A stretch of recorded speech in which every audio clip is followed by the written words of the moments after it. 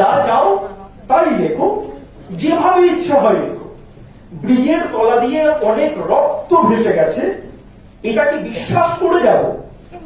একটাই মাত্র রাস্তা আছে আমাদের? অবশ্যই নয়। সাহিত্যের রাস্তা ভিন্নমুখী হওয়া উচিত, তাই হয়েও আছে। এই নিকানো পাড়ারা আমি কিন্তু একদম যে বিদেশি কোনো ভাবধারা দ্বারা উদ্বুদ্ধ হয়ে এইরকম একটা মুভমেন্ট আমরা তৈরি করতে যাচ্ছি তা নয়। তারা স্ট্রাইক করেছিল নিকানো পাড়ার কবিতাগুলো পড়ে। আমরা সুবোধ সরকারকে তো পেয়েছি এই ধরনের কবিতা লিখতে, আমরা নীরেন্দ্রনাথ চক্রবর্তীকে পেয়েছি, তিনি কবিতার ভেতরে গল্প ঢুকিয়ে দিচ্ছেন, যার জন্য কবিতাগুলো এত জনপ্রিয় হয়েছে, মুখে মুখে পড়েছে। আর তার আগে তো সেই মার্ক্সবাদীদের প্রভাবে যে লেখাগুলো হতো, সুভাষ মুখার্জীদের, সুকান্ত ভট্টাচার্যদের, সেগুলো তো আছে। আমরা তারপরেও এইগুলো পাচ্ছি। আমরা তারও আগে প্রেমের মিত্রর কাছ থেকে পাচ্ছি যে তিনি সরাসরি ঘোষণা করে দিচ্ছেন যে আমি ইতরের কবি, ছুতরের কবি, মুঠে মজুরের কবি।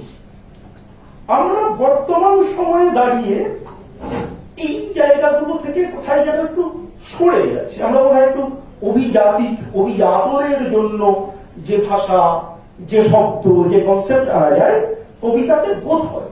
আমি যেগুলো বলছি সেগুলো সর্বোপরি সত্য নাও হতে পারে, এটা আমার একটা ধারণা যে অভিজাতদের